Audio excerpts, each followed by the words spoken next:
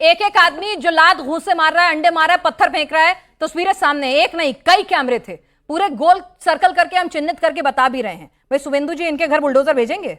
किसके थे, कैसे थे, स्टेज थे, वो तो जांच का विषय है। अपराधी तो है ना ये भी। निश्चित रूप से जांच का विषय है, लेकिन बुलडोजर पूछने पर सवाल भी पूछ रहे हैं। निश्चित रूप से सब जांच का विषय और समय पे सबको पता चल जाएगा। लेकिन मैं फिर से अपनी बात को दोहराता हूं कि बंगाल में कितनी बुरी स्थिति थी, इतनी बुरी स्थिति थी कि आम लोगों का चलना बुहार था। मैं जितनी बारी भी बंगाल गया मैं हाथ जोड़ के वापस आया हूं कि वहां पर नहीं आना। ये जो भी है, जितने भी लोग हैं, जो भी है, इनके पूर्ण जन्म के कर्म है। अरे सर सुनिए, इन्होंने जो भी किया, मैं सुनिए विपक्षियों को, विपक्ष निश्चित रूप से चलेगा ना, सुनिए ना, सरकार की जिम्मेदारी क्या है, क्यों इलेक्ट करके भेजा गया है? मैंने वही आपकी बात जो अजीब कानून, यदि कानून जब मतलब आप ये कह रहे हैं कि इतने सालों से मुझे सप्रेस किया गया तो मैं अपने हाथ में ले लूं कानून व्यवस्था। एक महीने पहले तब कानून की दुहाई नहीं थी, जब गृह मंत्री व अधिकारियों को जब गाली दी जाती थी, आलोचना हुई थी सर, तब भी सवाल पूछे गए थे और इसीलिए वोट की ताकत से आप लोग सत्ता में। निश्चित रूप से जब वहां पर पहले भी कह जो आपके पास में सारी इनपुट थी, मतलब ममता बनर्जी, अभिषेक बनर्जी जहां जहां जाएंगे, उनकी पार्टी के नेता जहां जहां जाएंगे यही ऐसी पिटेंगे, आप ये कह रहे हैं? अगर इतना गुस्सा है तो, और वो जस्टिफाइड है। देखिए जनता जब अपना न्याय करती है तो आप लोगों को बुरा लग सकता है। अच्छा, निश्चित रूप से न्याय है और आप जनता उन्होंने को वहां सारा किया है। अब यदि वहां पर किया है, बंगाल में स्थितियां ये थी कि बहन बेटी निकलना मुश्किल था, तब वो ठीक था, तब वो ठीक था। ठीक है सर, एक आपके हिसाब से ठीक था। आपके बड़े सहयोगी से पूछ लेते हैं जरा, उनकी पार्टी भी जैन जी सहमत नहीं होंगे इनके बयान से, मैं लिख के दे रहा हूं। जैन चौधरी सहमत नहीं होंगे। जैन जी छोड़ दीजिए, अभी जरा शिवम सहमत है कि नहीं पता नहीं,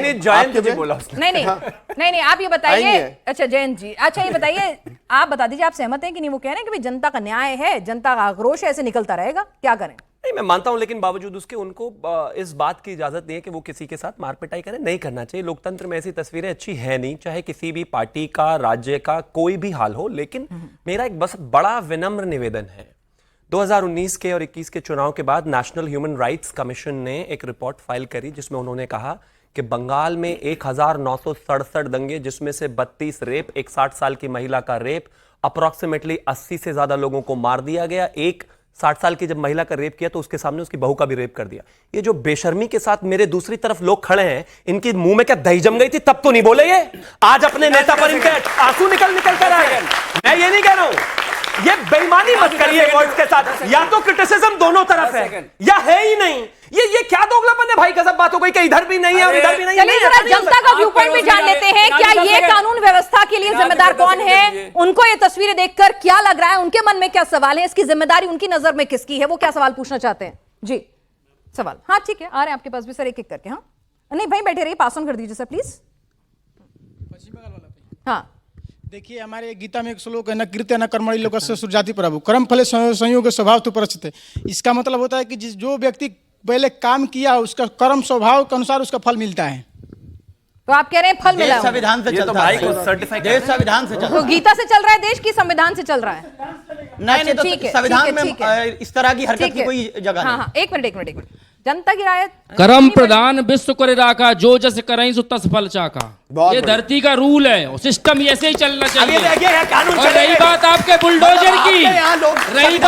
बुलडोजर की, तो बुलडोजर चलता है माफियाओं पे, आप संविधान को नहीं मानते, आप संविधान को नहीं मानते।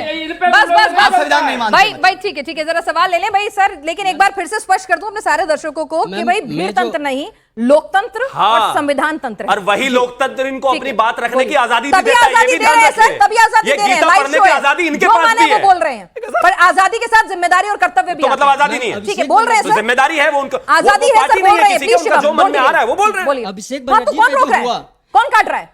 बोलिए। अभिषेक बनर्जी पे जो हुआ, लोकतंत्र में ये अच्छा नहीं लगता, ये बात सच है, लेकिन इनके कर्मों का ही फल है। दूसरी तरफ ये कि इनके पास ऑलरेडी जेड प्लस की सिक्योरिटी है, एक सांसद है ये ऑलरेडी। इसके अलावा अगर ये गए हैं वहां पे, किसी को भी कोई इन्फॉर्मेशन नहीं दी थी, आप कह रहे हैं ठीक है जायज था होना। चलिए सर, मैं धर्मेंद्र यादव जी से पूछना चाहता हूँ कि ये जो आप अभिषेक बनर्जी के बारे में कह रहे हैं, अभिषेक बनर्जी ऐसा तो नहीं कर रहे कि कल सीआईडी वाले ने उनके घर पे गया, साइन किए और वो फंसने वाले हैं, इसके वजह से सिंपैथी के वजह से चलिए ठीक है ये करवाए हूं।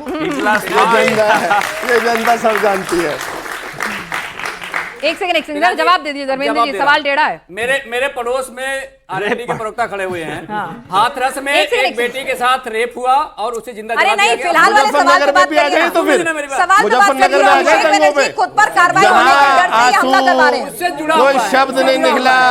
और उस बेटी के वहाँ पे घर भी आ जाए, चौधरी जाए, मुजफ्फरनगर में आ जाए, उत्तर प्रदेश की पुलिस अरे मुजफ्फरनगर में आ जाए। सुनिए ना, हाँ, उससे आपने न्याय सवाल के ही लिए नहीं लड़े। सुना, आपने सवाल ही नहीं सुना। वो कह रहे हैं कि भैया वहां तक तो आओ। आज मामला लग रहा था कि फर्जी हस्ताक्षर मामले में फंस सकते हैं, तो फिर इसीलिए डर के मारे प्लांट करा लिया हमला। हाँ, इस पर क्या कहेंगे, उनका ओपिनियन? हाँ, मैं बता ईडी का जो कन्वेक्शन रेट है, अब ये ईडी का, अरे वो पूछ क्या रहे, ईडी का कन्वेक्शन रेट बाद में बता देना उनको, टीवी के बाद, शो के बाद पूछ लेंगे। आंकड़े बता रहा हूँ, अरे जवाब तो दे दो उनको, आपके फर्जी वाला जवाब। भाई वो पूछ रहे हैं की बात कर रहा हूं, वो पूछ रहे हैं कि कहीं गिरफ्तार होने का डर था, इस वजह से तो नहीं हमला करा। आपके काम आएगा, बता। अरे भाई बताइए तो सही, ये काम आएगा। मुझे पता है जो आप बताने वाले हैं, भारतीय जनता पार्टी लेकिन उन्होंने जो सवाल पूछा उसका तो जवाब दे दीजिए। अरे वही इसलिए जनता आपको नहीं सुनती है। क्या ये हमला फर्जी था? अरे वही जवाब, क्या ये हमला फर्जी था? अरे सीधे बोल दीजिए, अभिषेक बनर्जी नहीं डरे, इसलिए डर नहीं रहे, सीधा बोल दीजिए, इसमें हाँ या जेल ना। जाने वाला इसलिए डर रहे हैं। धर्मेंद्र जी जेल जाने वाला इसलिए डर रहे क्या? संवैधानिक संस्थाओं का दुरुपयोग अरे भाई, ईडी का कन्वेक्शन रेट, इनकी गरारी वही भारतीय जनता पार्टी, ईडी। अरे भैया 1000 रेट डालती है, वहाँ भतीजे पर हमला हो गया। जवाब तो दो धर्मेंद्र जी, जवाब तो दो। उसके आधार पर नहीं कर सकते। ठीक है, सवाल जांच होनी चाहिए, जांच होने दीजिए। ठीक है, सवाल फाइनल नतीजा आएगा, उसके बारे में बताइए। ठीक है, बताइए अभिषेक सवाल। बनर्जी और ममता बनर्जी संदेश खाली और मुर्शिदाबाद क्यों नहीं गए थे? आज एक व्यक्ति की वहां पे मौत हुई, अच्छी बात नहीं है मौत होना, लेकिन मुर्शिदाबाद और संदेश खाली भी जाना चाहिए था। ठीक है, चलिए और सवाल जी। हाँ, इधर आपके पास सवाल है जी। सर मेरा सवाल धर्मेंद्र यादव जी से है। हम सब इस घटना की निंदा करते हैं, बट क्या आपको लगता है ये बदले की राजनीति हो रही है? और जब यूपी में आपके नेता श्री अखिलेश यादव वो कहते हैं कि जब हमारी सरकार आएगी अधिकारियों के नाम याद रखूंगा, सबके नाम याद रहेंगे, सब जानती है, वो उस पर आप क्या कहना चाहेंगे? सब जानती है। और शिवम त्यागी जी से सवाल है मेरा कि जो भी घटना दो हुई, सवाल, जनता भी माइक लेते के साथ छोड़ती नहीं आराम से। क्या ये नहीं, हम कह रहे हैं, हम तो ज्यादा को मौका क्या ये देना चाहते बेटर हैं। हैंडल किया जा सकता था? हाँ बिल्कुल, मैं ठीक है, मानता एक हूँ। मिनट पहले धर्मेंद्र पहले मुझे बोले नहीं, पहले उनसे सवाल था, पहला सवाल उनको ये एड्रेस है, हाँ। रामपुर का उपचुनाव चल रहा था, उसमें एक महिला वोट डालने जा रही थी और एक पुलिस का अधिकारी नंगी पिस्तौल उसकी छाती पर लगा देता है, और जब हम उसकी शिकायत करते हैं तो उस पर कार्रवाई नहीं होती है, तो हम उस अधिकारी का नाम याद करें कि ना करें, बताइए मुझे।